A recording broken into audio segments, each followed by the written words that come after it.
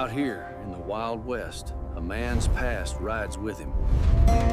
He built homes for everyone, except himself. You ever spend your whole life building something for everyone else, and then realize you never built a place for your own heart to rest? That's the kind of man Ethan Cole was. Out here in the West, he raised walls for the broken, fixed roofs for the forgotten, and built warm homes for folks who couldn't pay him a dime. People called him a good man, but good men get lonely, too. Every night he walked back to a shack, barely standing a place that kept out the rain, but never the emptiness. Until the evening Clara Monroe rode into Silver Ridge, a woman with no home left and a heart just as lost as his. She asked for a house, but what she didn't know was this: she was about to help him build the one thing he never had a home for himself. Before we begin, take a moment to comment the name of your city. Where are you watching from tonight? And when the story ends, don't forget to rate it from 0 to 10. Sunset fell over Silver Ridge. Arizona, 1885. The red glow of the evening stretched across the desert hills, where dusty winds curled and twisted in the dry air. In that quiet moment, a newly completed house stood under the golden light solid, beautiful, and breathing the spirit of the Wild West. It had been built by the calloused hands of Ethan Cole, 37, the best builder in the entire region, the man everyone in town relied on. He had built roofs for widows, for the poor, for orphaned children with no place to sleep, but he had never built a home for himself. Ethan stood silently before the finished house. A faint smile crossed his lips, the smile of a man who gives more than he ever keeps. Then he turned away, walking back toward the crooked wooden shack where he'd slept in makeshift comfort for many years. Just then, the sound of hooves stopped behind him. A young woman slid down from her horse, Clara Monroe, 28. Her hair was tangled by the wind, her eyes sad yet carrying a quiet bravery. She was the new school teacher, and she had just lost her home in a fire. She spoke softly, as if afraid her own voice might break. "They told me you build homes. Can you build one for me?" Ethan looked at her for a long time, longer than necessary, and perhaps for the first time in many years, something deep inside his chest, hollow like the desert itself, stirred with a distant heartbeat. Clara took another small step forward, her voice trembling. "I'll pay whatever I can. I just need a place to belong." Ethan's face softened, not because of money, but because of those words. Words no house he had ever built had been able to give him a reason to come home. Part 1. Ethan Cole, the man who built homes but lived in a shack. Silver Ridge. Arizona night fell slowly as the cold wind swept across the hillside. Ethan's wooden shack sat quietly in the open field, small and lonely, like the shadow of the man who lived inside it, a tiny speck against the vast Wild West. The boards had turned gray under sun and sand. The roof leaned as if a single strong gust could knock it down. Tonight, like every night before, moonlight slipped through the cracks and scattered long silver lines across the hardened earth floor. Ethan sat on an old wooden crate, his dinner nothing more than dry bread and beans in a dented tin can. He ate slowly, not because he wanted to savor it, but because there was nothing worth eating quickly, and no one sitting across from him urging him to hurry. The wind pushed through the thin planks, making the whole shack tremble softly. Ethan lowered his head, his calloused hands steadying the can so it wouldn't tilt. Those same hands had built countless sturdy roofs, hammered every nail with care, measured every beam of wood, raised walls that kept people safe and warm. And yet now, those hands were only holding a poor meal in the dark. Everything he gave away was always more than anything he kept for himself. The whole town knew Ethan Cole was the man to call when a roof blew off, when the desert wind shattered a window, when an old widow needed shelter from the rain, or when an orphaned child needed a place to sleep for the night. He helped everyone, without asking, without bargaining. But when he returned home, no one walked back with him. Finishing his meal, Ethan set the tin aside and lay down on his makeshift bed, 2 wooden planks nailed together. The wood creaked under his weight. He folded one arm beneath his head and looked up at the patchy roof. The wind blew harder, sending moonlight through the holes in scattered, glittering streaks. Like someone had punched thousands of tiny openings in the sky and let the night watch him. A house he built for someone else never had a single gap. But the roof above his own head would leak the moment rain fell. Ethan exhaled softly, a sigh he could no longer tell was sorrow, or just the habit of a man who had grown used to enduring. Outside, an owl cried from the sparse forest. In the distance, the town of Silver Ridge glowed with warm lamplight from the homes he had touched with his hands. Those homes were filling with laughter, voices, and warm suppers. And he lay alone beneath a broken roof, staring at cold moonlight pouring down on him. In that moment, the contrast cut sharp as a blade. The man who built homes for the whole town didn't have one good enough for himself. Ethan closed his eyes. Not to sleep, but to forget, even for a moment, the emptiness that returned every night. And he had no idea that a single encounter earlier today, a young schoolteacher with sad eyes, would soon shake the quiet world he had hidden inside for so many years. Part 2. Clara Monroe steps into his life. The next morning, the desert wind carried with it the cold scent of ashes left from last night's fire. As Ethan walked along the dirt road leading into town, he saw thin wisps of smoke still rising from the small schoolhouse on the edge of Silver Ridge. The brick building that had once been the pride of the town, where children's laughter echoed, where Clara Monroe began her dream of teaching, was now nothing but charred walls, shattered windows, and burnt pages drifting like wounded birds through the wind. Clara stood in the middle of the ruins, arms wrapped around a thin scarf against her chest. Her dress was covered in ash. Her hair clung to her forehead, heavy with the night's dew. She wasn't crying, but her eyes, red and hollow, looked as if every last tear had already been burned away. She bent down, picking up a small, half-moon-shaped piece of blackened wood, perhaps once a corner of the classroom chalkboard. She brushed her fingers over it gently, then let it fall, as though releasing a piece of herself with it. The wind rose, swirling ash around her feet and making her skirt tremble softly. Amid the faint crackle of burnt wood, she whispered, her voice fragile and barely carried by the wind, "I have nowhere to go now." A sentence so light it should have vanished into the endless desert. But it didn't. It struck someone standing behind her.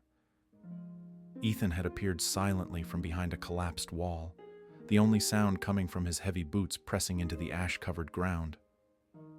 He looked at Clara bent over, small in the midst of destruction, and she seemed so alone that even the wind looked like it wanted to wrap around her. In that moment, something inside him tugged him forward. Not duty, not pity, but recognition, the familiar ache of someone who had lived a life with no place to belong. He stepped toward her. No words, no questions. Just gently rested a warm, steady hand on her shoulder. Clara flinched slightly, then slowly turned. When she saw it was Ethan, the quiet builder who had mended half the town with his own hands, her eyes trembled, as though someone had finally found her in the longest night of her life. For a few seconds, neither of them spoke.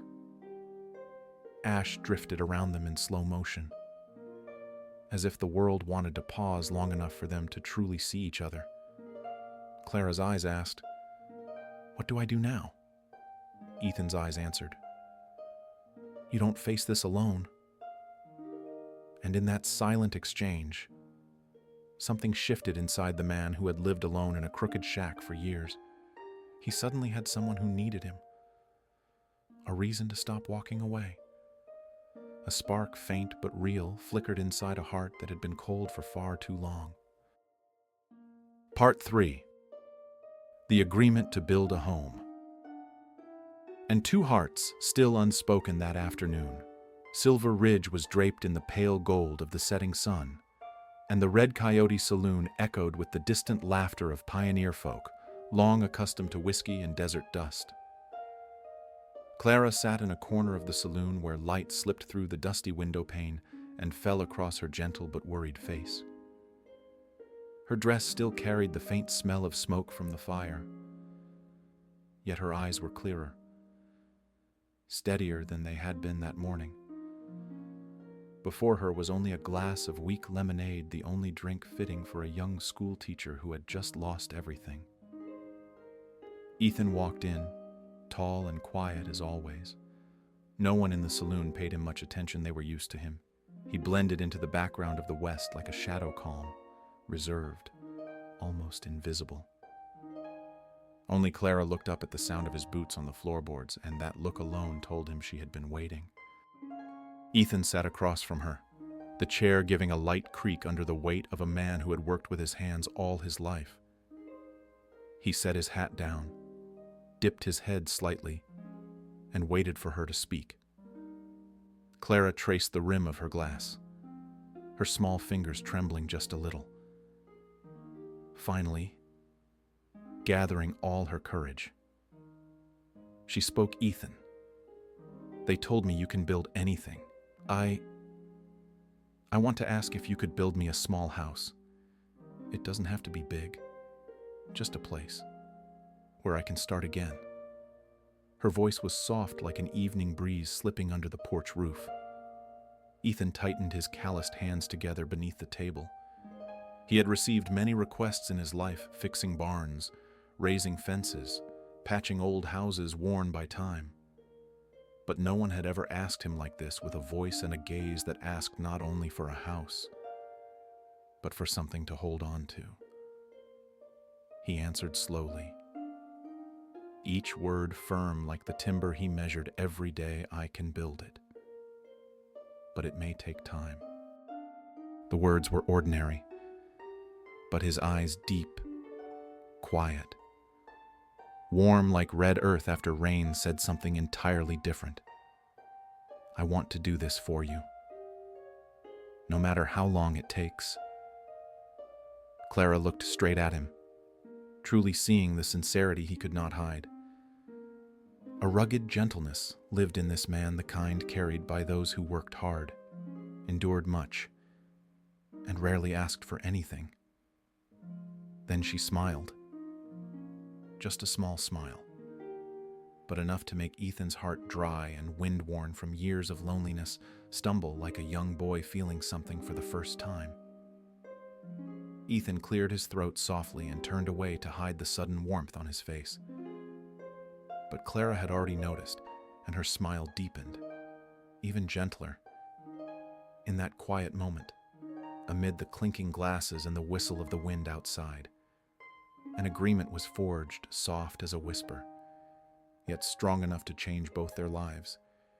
He would build her a home, and she, without meaning to, had become the first place his heart wanted to stay. Part 4. The first day of building the house that morning. The sun had just risen over the eastern hills of Silver Ridge. The first light of day gilded the big rocks in warm gold, and the desert wind carried the scent of dry earth and wild grass. On that rocky hillside, the place Clara chose to rebuild her life, Ethan planted the first wooden stakes into the ground. He stood in the middle of the open plot, one hand holding a measuring stick, the other gripping his old, solid iron hammer. Each time he drove a stake into the soil, the sound echoed against the stone slopes like a quiet declaration that a new home was about to be born. Clara stood nearby, her skirt fluttering lightly in the wind, her hastily tied hair blowing across her forehead. At first, she only watched hesitant, afraid of getting in the way. But when she saw Ethan bend low to lift the heavy planks, she stepped forward, gently lifting one end and saying softly, like a strand of morning sunlight, "Let me help a little." Ethan looked up, slightly surprised, not because she seemed fragile, but because he was so used to working alone. Still, he nodded, letting her hold the measuring stick with him, marking lines together along each piece of wood. When he began digging the foundation, sweat rolled down his forehead and soaked into the collar of his shirt. The ground beneath them was as hard as desert bone.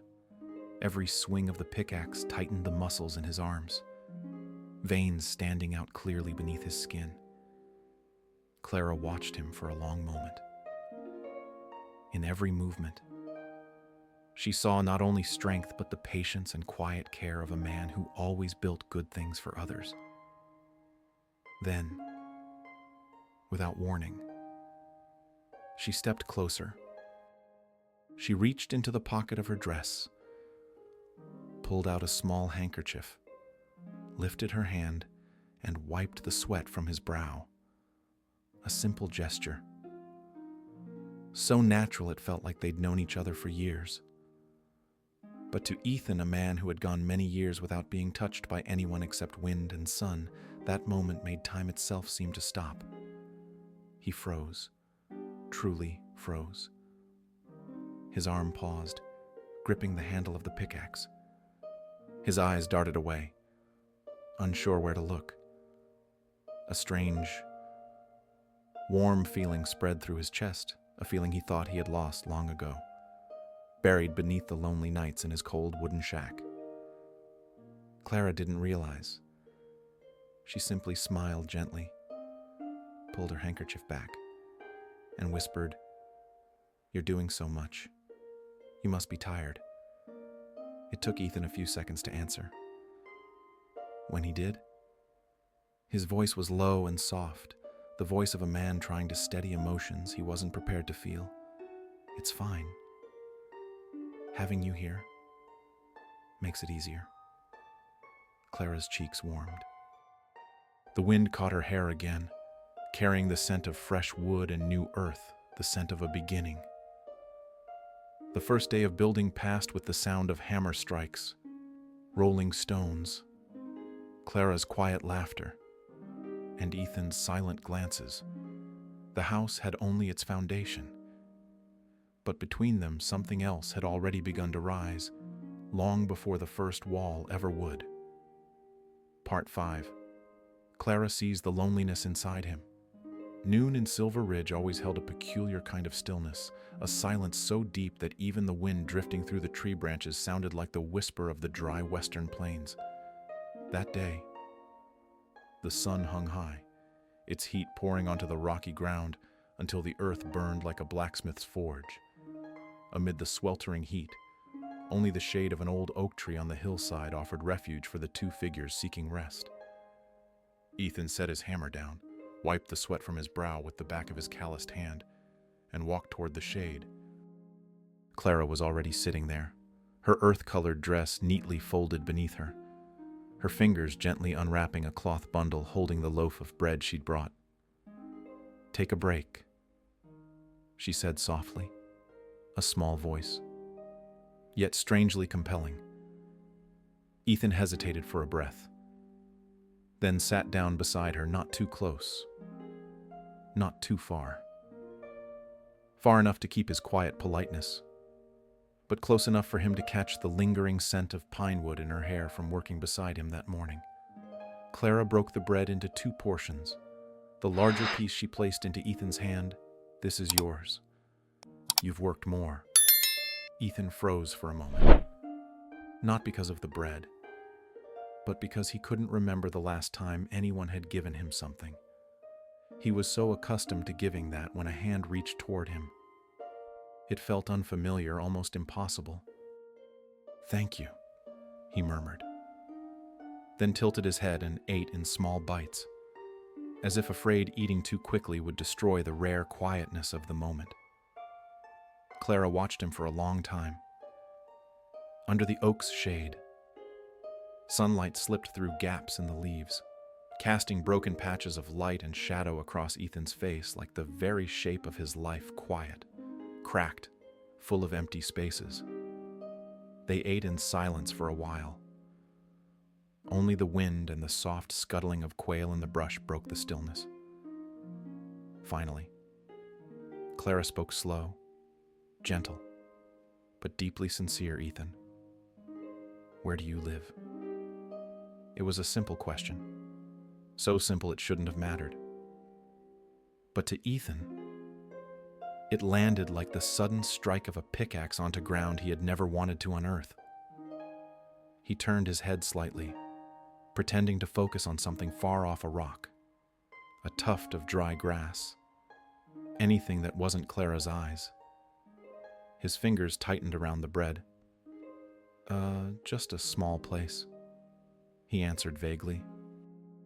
Clara tilted her head, her eyes soft, so honest that dodging them felt impossible. "Is it near town?" He nodded, still refusing to look at her. "There's a shack." Just one sentence. But Clara heard the weight inside it, the heaviness of a man trying to hide something he shouldn't have been ashamed of. She asked again, slowly, carefully, as if stepping into an old wound. "A shack. Meaning, you live alone. This time." Ethan didn't answer right away. He picked up a small pebble and rolled it in his palm, the habit of someone searching for an escape from a question that strikes too close. "Yeah, alone." Clara watched him. Really watched him. She remembered all the times she had seen him stand before the finished homes he built the way he'd look once. Quietly. Then turn away immediately. Like a craftsman paid in silence and forgotten gratitude. She remembered yesterday afternoon, seeing him near Widow Harper's house. After fixing her porch, Ethan had simply bowed, thanked her for letting him help, then walked away. No one stopped him. No one asked where he would go next. Perhaps he had long been used to leaving warm homes behind, to return to a place completely empty. "How long have you lived there?" Clara asked. Ethan looked away again, his broad shoulders seeming smaller. "A while," he said, his voice low, slightly rough. Clara felt the truth he didn't say. That while was actually a very long time, and a shack actually meant no real home at all. The wind grew stronger, rustling the oak leaves overhead. Sunlight filtered down in shifting patterns, revealing the quiet exhaustion in Ethan's eyes, the eyes of a man who had forgotten himself for far too many years. Clara set the bread aside and faced him fully, her voice soft but steady. "Ethan, you deserve someplace better." He inhaled sharply, as though her words tightened something deep in his chest. He lowered his gaze, avoiding hers, and stood up before she could continue. "I should get back to the foundation," he said, half explanation, half an escape from the emotions he didn't want to confront. Clara watched him walk away. His steps were heavier than usual. His shoulders leaned forward, the posture of a man carrying more than lumber and tools, carrying years of solitude layered on top of itself. She saw it clearly. She saw the sadness on his back, the sadness he never spoke of, yet always wore when he turned away. The midday sunlight fell across him, stretching his shadow long along the ground. as if the vast western land were slowly swallowing a man who hid behind work and kindness. Clara clenched her hands. And in that moment, she understood something with absolute clarity. Ethan didn't just build homes for other people. He was trying to build an entire world to fill the emptiness inside himself, an emptiness no house he built had ever been able to heal. And as she watched him walk farther down the hill, Clara felt something new, a quiet but profound resolve. Perhaps she would be the first person who wouldn't let him walk away alone again. Part 6. The Man Who Built for Everyone Else. Silver Ridge in the late afternoon always carried its own rhythm, the distant echo of hammers, the roll of wagon wheels on dirt roads, the laughter of children playing on front porches, all of it blending into a simple, peaceful melody. But behind much of that peace stood one man. That day, Ethan Cole was repairing the roof of Widow Harper's home at the end of the main street. The desert wind had torn off several shingles, letting rain drip into her small kitchen each night. Without waiting for anyone to ask, Ethan had simply shown up with his hammer, nails, and his old wooden ladder. "Careful up there. Ethan misses."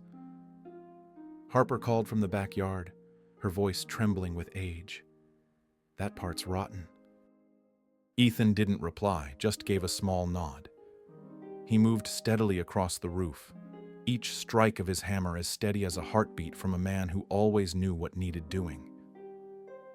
Tall, broad-shouldered, patient, he looked like an oak tree rooted in the middle of the desert. When he finished patching the leak, he climbed down to check the windows, replacing rusted hinges. Then, without being asked, fixed the rotting step on the porch. "Mrs. Harper watched him with damp eyes.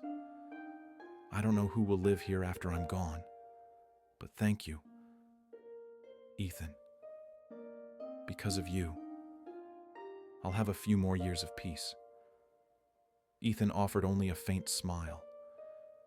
He'd heard many thank yous in his life, so many that none of them lingered for long. But every time someone thanked him, he felt that small, familiar ripple inside. The feeling of a man who only passes through other people's lives, never really belonging anywhere, leaving Mrs. Harper's home. Ethan passed by the Parker household. The father waved, shouting, "Ethan, you free to fix the back fence." The calves slipped out again. Ethan nodded without hesitation, heading straight to the backyard. He tightened the wooden planks, braced the weak sections, tied extra wire where it sagged. The Parker children fluttered around him like sparrows, chirping, "Mister, Ethan is so fast. When I grow up, I want to be strong like you." Ethan only smiled and ruffled the smallest one's hair. When he was done there, he was called to the Graysons to fix a window the wind had ripped loose, then to the Coopers to repair a kitchen cabinet, then to Mr. Wilson's to reinforce the old horse stable. A long, tiring day, and not a single complaint from him. And not a single person asked where he went afterward. By sunset, the desert light dipped everything in gold, the roofs he'd just touched glowing softly beneath it. People waved goodbye, smiling, sometimes pressing a piece of pie or some fruit into his hands. But when darkness settled and lamps lit up one house after another, Ethan walked alone. Doors closed behind him, the very doors he had helped mend, because none of those homes were his. The path leading toward the rocky hills grew quiet. The desert wind blew through the open space, carrying dust and the scent of dry grass. His shack slowly came into view, a small patch of darkness swallowed by the vast land. That same evening, Clara Monroe happened to be walking along that path. After a long day teaching children in the temporary classroom the town had prepared for her, she wanted to breathe a little night air. Carrying a small oil lantern, she followed the familiar footpath. When the lantern light swept across the battered shack, Clara stopped. The walls leaned. The wood was cracked. The roof was punctured with holes. It looked like the shadow of a sorrow no one dared to speak aloud. She stepped closer, noticing a faint glow inside. She saw Ethan. He lay curled slightly on his uneven wooden bed, a thin blanket draped over him, his broad shoulders drawn inward by the cramped space. Wind slipped through the broken roof, blowing out the small candle he had left burning on the table. Moonlight streamed in, falling across the quiet face of the man who had spent the entire day, perhaps his entire life, building homes for other people. Ethan slept deeply, his breath steady and exhausted, as if even loneliness had worn itself thin from being with him for so many years. Clara's heart tightened, not in pity, but with a deep ache that struck the softest place in her chest. This man, the man who built sturdy roofs for the whole town, the man who always arrived when someone needed help, slept in a place that couldn't even keep out the western night wind. Clara stepped back, gripping her lantern harder. She didn't speak. She didn't knock. But in that silent moment, she understood something with absolute clarity. Ethan Cole deserved a real home, a place to return to, and maybe someone to remind him of that. Clara turned away, her lantern flickering gently in her hand, but her heart for the first time burned brighter than ever. Part 7. Clara wants to help, but Ethan fears being cared for that evening. The desert wind blew stronger than usual, cold drafts slipping through every crack of the homes in Silver Ridge. Widow Harper's house with the wall Ethan had repaired just the day before glowed softly with the warmth of a small fire lit in her hearth. Outside, the wind howled, but inside, the air was warm enough that one could hear the crisp crackle of burning wood. Clara stood near the fireplace, holding her hands over the golden-orange heat. Her coat sat crooked from the wind, and her hair was tousled, swaying with every breath she took. Mrs. Harper poured 2 cups of hot tea, set them on the table, then eyed Clara with the intuition of a woman who had lived long enough to understand hearts. "Are you waiting for someone?" Dear Clara smiled faintly, a smile that couldn't quite hide her nervousness. "Yes, I want to talk to Ethan." And as if the wind carried her wish, a knock sounded at the door. Ethan stepped inside, dust in his hair, dirt on his hands, traces of yet another long day helping another family in town. Sensing what was needed, Mrs. Harper quietly slipped into the kitchen, leaving the two of them in the warm glow of the fire. Ethan remained as he always was, quiet, steady, and just a little awkward whenever Clara was near. "You were looking for me?" he asked. Clara nodded gently and gestured toward the chair beside hers. The firelight cast soft amber highlights across Ethan's face, revealing both his rugged strength and the quiet sadness he never spoke of. "Ethan," Clara began, voice soft as the morning breeze, "I saw where you live." Ethan stiffened. Just a little, but enough for Clara to notice. "I didn't mean to," she added quickly. "I was just walking by, and I saw you sleeping under the broken roof." Ethan lowered his gaze. He turned the cup of tea slowly in his hands, his broad shoulders curling inward like a man instinctively hiding the part of himself he never let anyone see. "It's fine," he said. "I'm used to it." Clara took a breath, steadying herself, then finally spoke the thought that had been circling her mind all night. "Ethan, what if I help you build a home for yourself?" His head lifted sharply. In the firelight, something flickered in his eyes: surprise, and perhaps even fear. Not fear of building. He'd done that his entire life, but fear of being cared for. He shook his head slowly. Clara, people like me don't need much. His tone was calm. But what he truly meant was, clear people like me don't deserve much. Clara held his gaze for a long moment, long enough that Ethan had to look away. Unable to face the truth her eyes saw so clearly. Ethan, she said softly, how many people have you helped? How many roofs have you built so others could stay dry and safe? Silence. The fire filled the room with its soft crackling like an old heart speaking in his place. Clara stepped a small pace closer, not in intimacy, but in sincerity. A step meant to reach the deepest part of him. Everyone needs a place to belong. She paused, her eyes warm and steady. Even you. The words fell into the room like a gentle pull on a tightly held rope, landing right where he'd hidden his deepest fear. Ethan swallowed hard. A man as strong as he was didn't show emotion easily.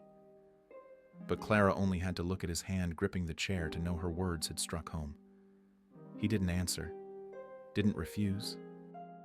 But he couldn't bring himself to agree either.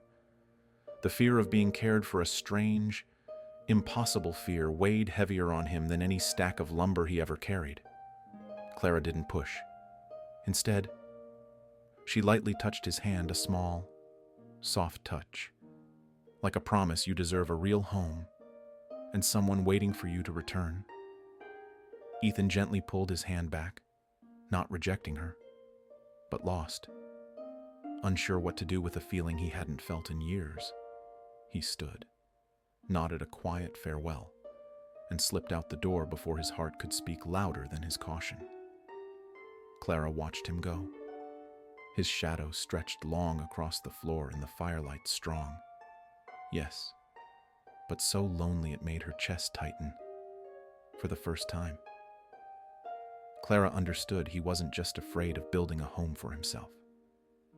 He was afraid of building hope, afraid of building a future he didn't believe he deserved. But Clara knew, with absolute certainty, the man who built homes for everyone else was the one who needed someone to rebuild his heart. Part 8. Sunset. Light falls upon Clara's house that evening.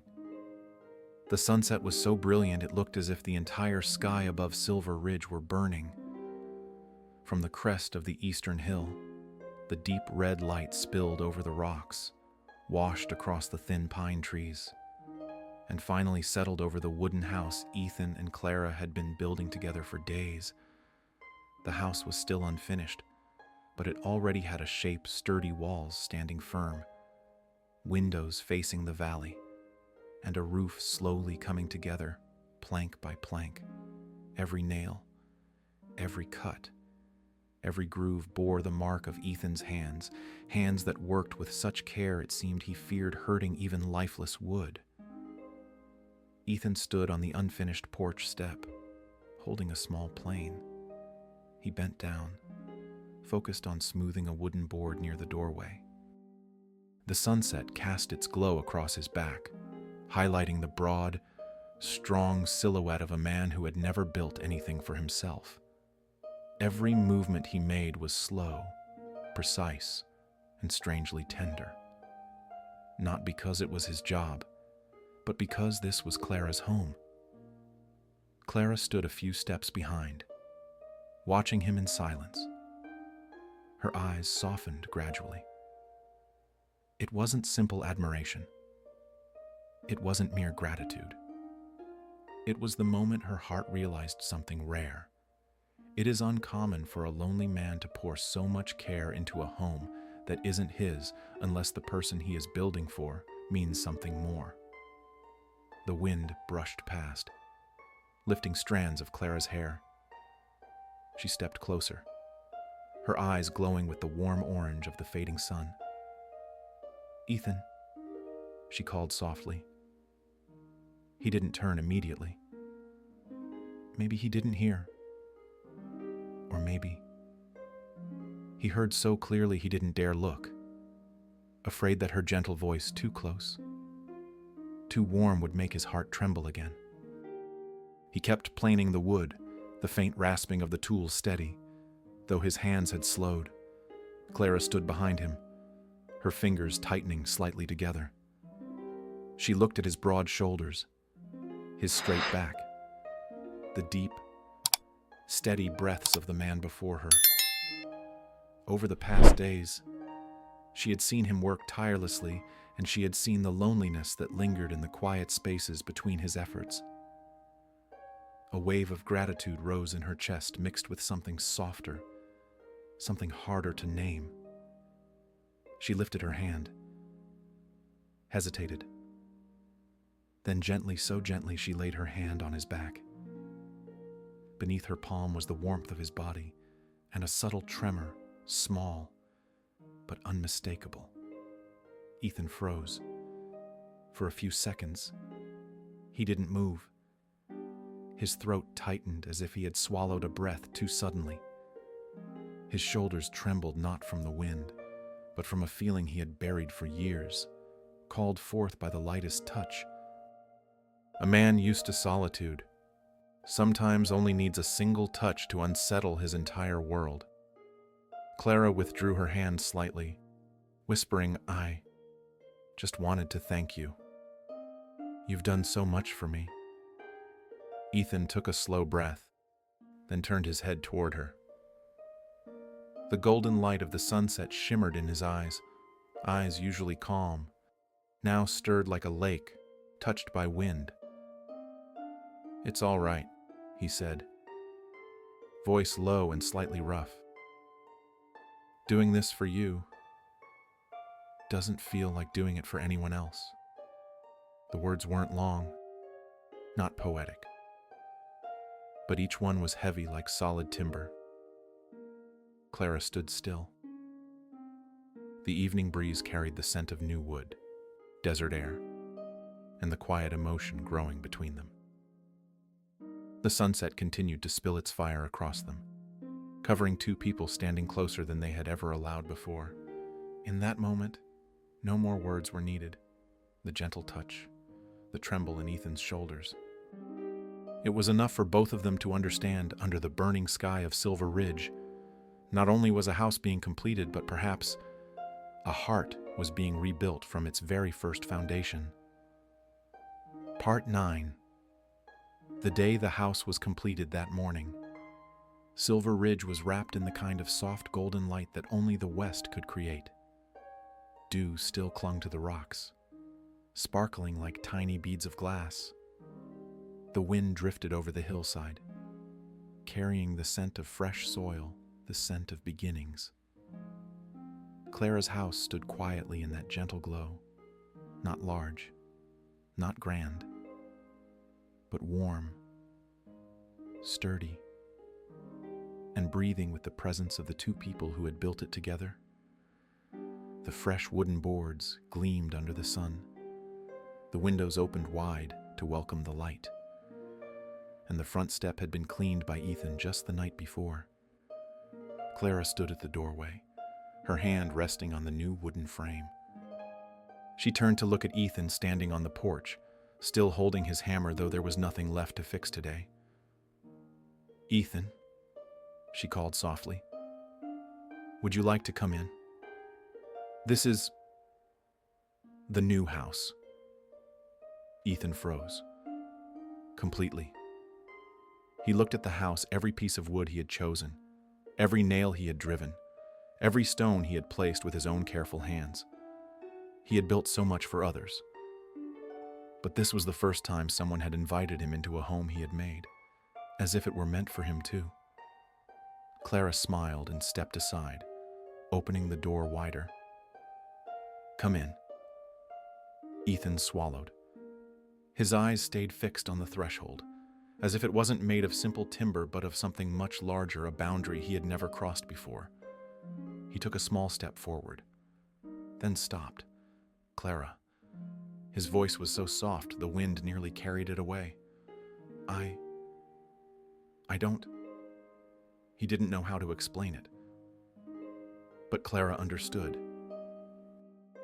The man who had spent his whole life building roofs for others had never stepped into a home where he was welcomed as part of it. Not because he didn't want to, but because he never believed he belonged anywhere. Ethan looked at the doorway as though it were a luxury, something he was not allowed to have. "This house," he said slowly, "isn't mine." Clara stepped closer, standing right in front of him. The sunlight touched her eyes, making them even softer, even clearer. "I know," she said gently. "But you built it?" She paused. Her voice turned delicate as silk, yet firm as the oak beams in the frame. "Ethan, this house exists because you do." The words fell into the golden morning like drops of water sinking into dry earth. Ethan didn't move. He wasn't used to anyone saying that something existed because of him. He wasn't used to being the reason a home, a warm, living place had come into being. A home someone wanted him to enter. Clara tilted her head slightly, giving him a warm, almost shy smile. "You only need to step through. Just once." Ethan inhaled deeply for the first time in his life, feeling how thin the line was between belonging nowhere and being invited somewhere.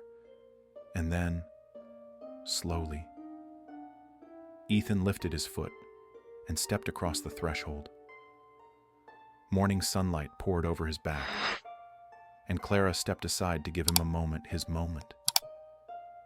Ethan stood in the center of the sunlit room, his eyes wide like a child seeing something too beautiful to name. The wooden walls breathed a fresh, comforting scent. Light spilled across the floor like ribbons of gold. The space felt warm, peaceful like the very thing he had spent years giving to others, yet never once had for himself. Clara stood at the doorway, watching. Her eyes were soft. Her smile filled with a quiet pride she couldn't hide. And deep inside her, beneath the gratitude, was something else, a certainty that today in the moment he stepped through that door, something between them had changed forever. Part 10. The girl who wanted a house, but gave him a home.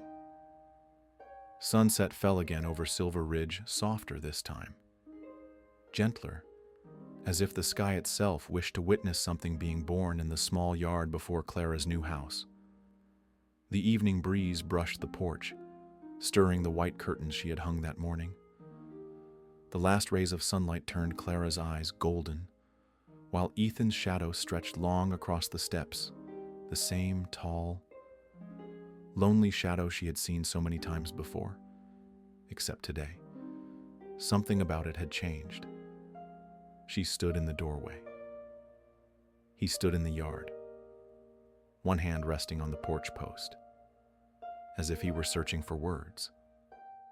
Western sunsets fall fast, and time seemed to slow just enough for Ethan to take a deep breath before he spoke softly. Honestly, so honestly that Clara's heart clenched. "Clara, there's something I need to tell you." She stepped closer. Ethan stared down at his hands, the calluses, the cracks, the dry roughness of a lifetime of labor. Marks almost no one could read. Except her. He swallowed, then confessed, "I build homes for others, because I never believed I deserved one."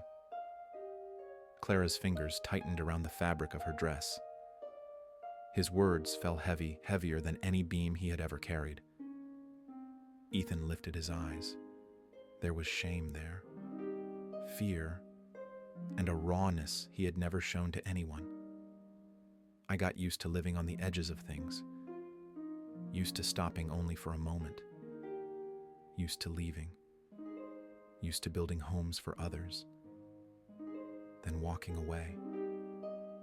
I thought no one would ever want me to stay." The wind stilled. Clara felt the world itself hold its breath.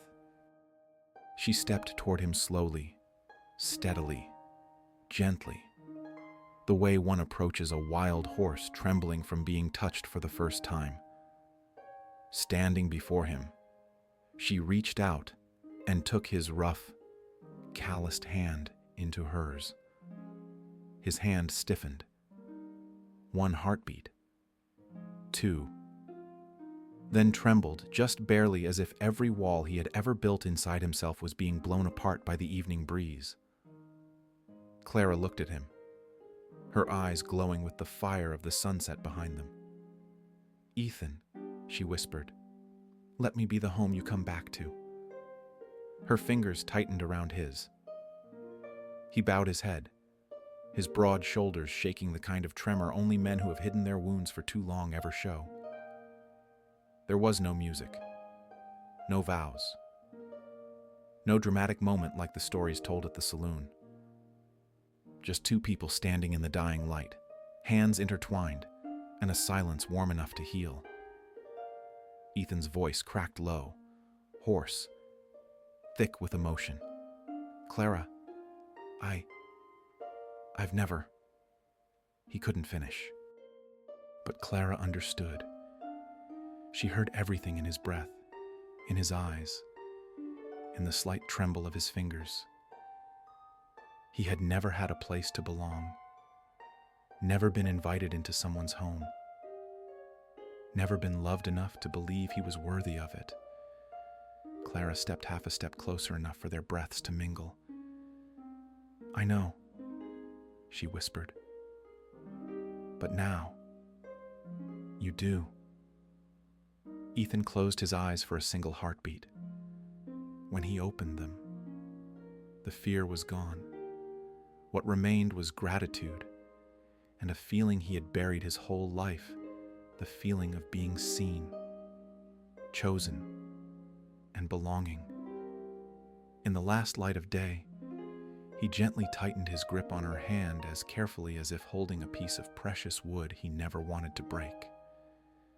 And for the first time in Ethan Cole's life, he stepped toward a home, not as a quiet builder, but as a man who finally had somewhere and someone to come back to. As the final sunset fell over Silver Ridge, their story was no longer about a house built from wood, but a home built from 2 hearts finally finding each other. Some cowboys spend their whole lives building roofs for everyone else, using the best lumber, the strongest nails, and all the tenderness they hide behind their quiet, stoic ways. But they forget that their own hearts need shelter too. A place with light, a place with warmth, a place with someone waiting for them at the door. Sometimes, what they need isn't a hammer or nails or soil, but a woman gentle enough to place her hand on their back and say, "You deserve to stay." If you believe everyone deserves a home and a love to return, to leave a comment and rate this story from 0 to 10. Don't forget to follow for more healing stories from the wild, tender West, a cold cowboy who loves through redemption. Second chances ride in the West. Love that saves a man from himself. He found peace, not by forgetting his past, but by forgiving